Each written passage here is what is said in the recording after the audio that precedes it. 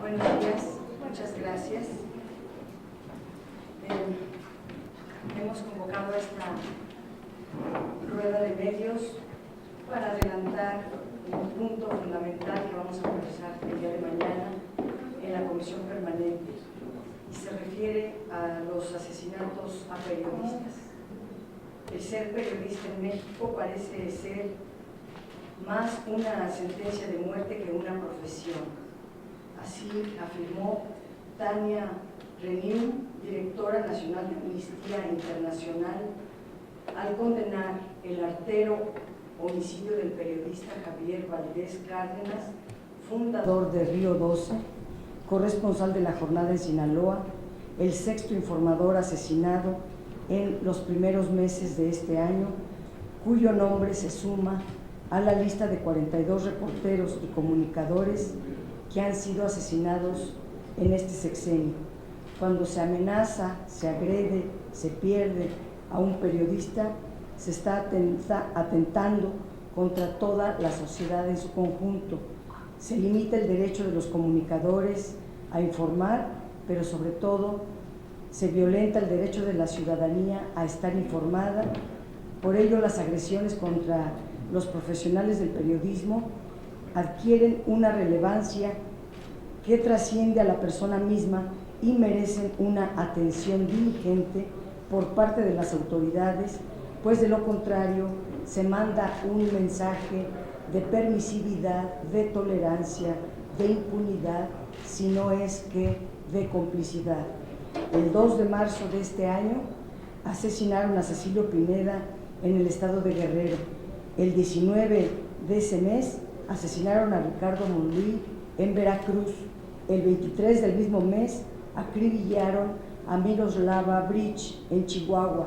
El 14 de abril asesinaron a Maximino Rodríguez en Baja California Sur. El 2 de mayo privaron de la vida a Filiberto Álvarez en Morelos. El fin de semana, un grupo de sujetos armados en Guerrero asaltó, amenazó y golpeó a los periodistas Sergio Ocampo, Ángel Galeana, Alejandro Ortiz, Yair Cabrera, Jorge Martínez, Hans Muselik y Pablo Pérez. Y el día de ayer fue asesinado en Sinaloa el periodista y escritor Javier Valdés, mientras en Jalisco se atacaba a Sonia Córdoba, subdirectora de un medio local que sobrevivió al ataque, pero a quien le arrebataron la vida de su hijo. Todas estas agresiones permanecen en la impunidad. Todas estas agresiones pudieron evitarse. Todas estas vidas de comunicadores pudieron preservarse si la autoridad responsable hubiese cumplido con sus obligaciones para investigar el contexto de violencia e inseguridad en el que ejercen su labor las y los comunicadores. Si la autoridad hubiese investigado las amenazas y los actos de intimidación previos de que fueron evidenciados por algunas de las víctimas, y sobre todo si se hubieran realizado las investigaciones con diligencia efectiva para sancionar a los agresores y detener esta ola de violencia que cada día cobra más víctimas. Es esta impunidad la que ha permitido e incluso alentado las agresiones contra las y los periodistas que se niegan a ser silenciados. Es esta impunidad que engloba las agresiones a las y los periodistas, la responsabilidad directa de las autoridades ministeriales. La Fiscalía Especial para la Atención de Delitos Cometidos contra la Libertad de Expresión, desde 2010 a la fecha, ha integrado 368 expedientes. De este universo, se han logrado sentencias condenatorias solo en 3 casos, es decir, porcentualmente, el 99.7% de los casos que investiga esta Fiscalía permanecen en la impunidad. La impunidad mata periodistas, mata la voz, mata las letras de quienes nos informan. La impunidad mata el derecho a estar informados y mata poco a poco la construcción de una sociedad democrática. Por eso el día de mañana será un tema principal por parte de nosotros en la agenda de la Comisión Permanente, donde vamos a exigir la comparecencia de Miguel Ángel Osorio Chong, secretario de Gobernación, quien es la cabeza responsable de la seguridad de nuestro país. También la comparecencia urgente y sin pretextos del Procurador General de la República para que comparezca ante la Comisión Permanente del Congreso de la Unión y nos explique cuáles son las razones sobre este 99.7% de los casos de periodistas asesinados que se han mantenido en la impunidad. Este es el comunicado de mi parte. Hay mucho que decir, hay muchas cifras que dar, hay mucha indignación, hay mucha preocupación. Este es mi comunicado. Si tuvieran alguna pregunta, estoy a sus órdenes. Buenos días, senadora. Respecto de este tema, también tengo pregunta de otro asunto, pero de este tema, de los periodistas asesinados, 99.7% de margen de impunidad, pues es casi el absoluto, ¿verdad? Y la cuestión es, ¿qué hacer para que más allá de la voluntad de los gobernantes pueda haber persecución de este tipo de delitos? ¿En qué parte del sistema de justicia hay un quebranto que no permite llegar a atacar a los delincuentes? Y si en ese marco usted consideraría que hubiera una fiscalía autónoma para periodistas exclusivamente, porque en el gobierno federal hay dependencias que se ocupan inclusive de defensores de derechos humanos, y si vemos la dinámica de un periodista y la dinámica de un defensor de derechos humanos es muy distinta, y quizá allí haya un margen de debilidad, de fragilidad institucional para perseguir este tipo de delitos. Y más tarde haría otra pregunta. Las autoridades responsables de la seguridad del país no están dando resultados, no están cumpliendo las funciones para las cuales fueron nombradas, y derivado de su incompetencia, de su negligencia, es que se deriva la impunidad. Entonces, la impunidad es la causa principal del nivel de inseguridad que hemos alcanzado en el país, que ya está tocando, ya está rayando una crisis de ingobernabilidad en nuestro país. Este año, 2017, está catalogado como el año más peligroso y ya rebasó el pico más alto de inseguridad que hemos tenido desde que se aplicó la guerra contra el narcotráfico. El punto más alto era el año 2011, ahora es este año. Eso habla de que en 11 años no se ha podido atender, ni resolver, ni disminuir este flagelo, este problema. Todo permanece en la impunidad, y hay que llamar a cuentas a los responsables.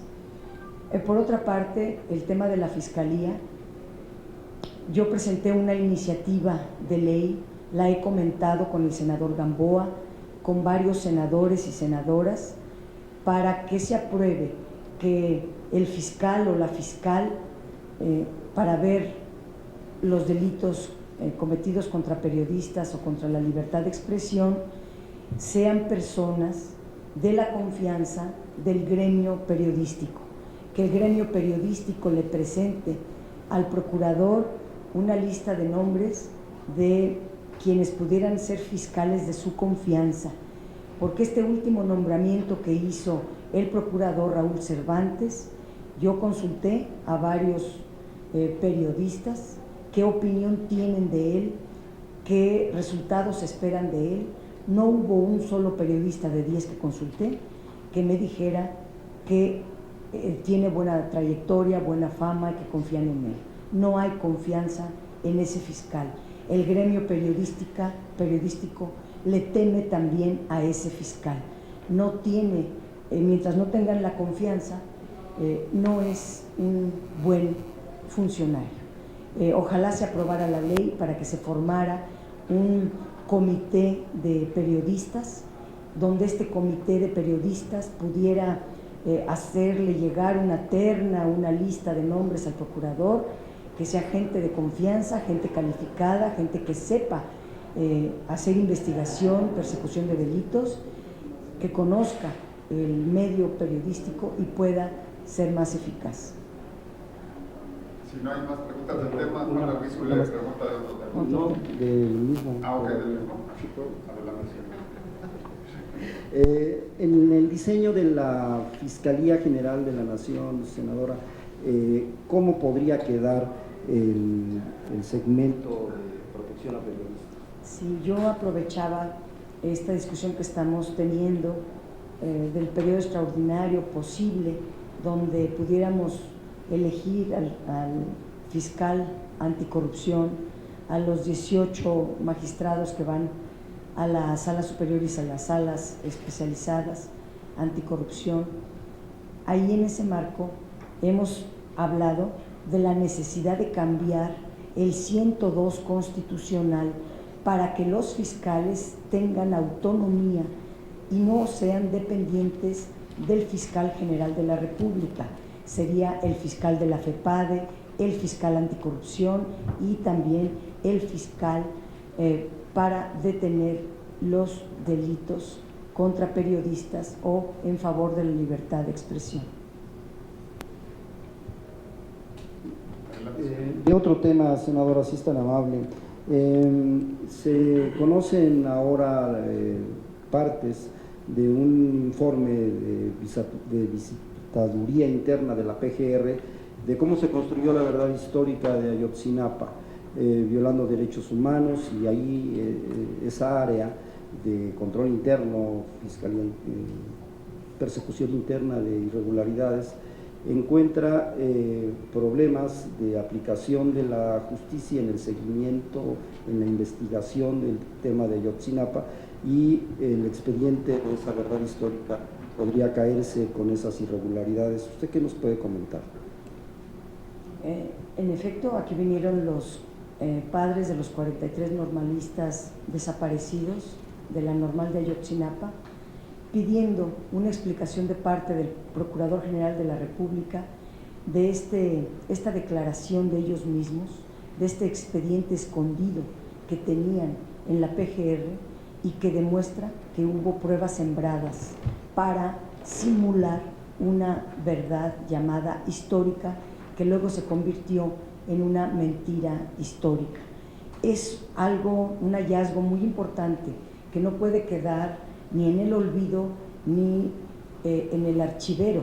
Tiene que venir a comparecer el Procurador General y explicar este tema que nos preocupa sobremanera. Y el tema de la visitaduría es un problema mayúsculo, porque todo este tiempo la visitaduría es el órgano que revisa la corrupción al interior del funcionamiento de la PGR. En el nuevo modelo del Sistema Nacional Anticorrupción no aparece nadie más que vaya a revisar los actos de corrupción al interior de la Procuraduría. Es decir, seguirá habiendo la visitaduría como única instancia interna, como órgano interno de control para revisar los actos de corrupción de la Procuraduría. Hemos visto que la visitaduría no está dando resultados. Luego entonces hay que aprovechar todo el tema legislativo que vamos a abordar cuando se aborde la Fiscalía, el pase automático, la revisión del 102 constitucional, la ley orgánica de la Fiscalía General Anticorrupción, para que quede muy claro en el Sistema Nacional Anticorrupción quién se va a encargar de manera autónoma, de manera separada, y no un órgano interno que forma parte de un subordinado del fiscal general, quien va a revisar la corrupción o los actos de corrupción del propio fiscal, de los fiscales y de todo el organigrama de la Fiscalía General de la República. Nos parece que no está bien escrito en el Sistema Nacional, no está claro en el Sistema Nacional Anticorrupción un ente aparte, porque si fuera, por ejemplo, una falta administrativa, un delito de responsabilidades de servidores públicos, no le tocaría al Tribunal Superior de Justicia Administrativa, sino sería la visitaduría que hoy existe. Entonces nos parecen lagunas muy peligrosas que debemos de cubrir. Y laguna peligrosa que no dejaría ver el tipo de irregularidades como esto del expediente de Ayotzinapa, senadora. Así es. No quiero generalizar, ha habido visitadores buenos, otros no tanto. Aquí los resultados son los que cuentan. Hay un grado de impunidad enorme. Para periodistas, pues es del 99.7%, por no decir el 100%, pero para otros delitos es del 92, del 95% el grado de impunidad.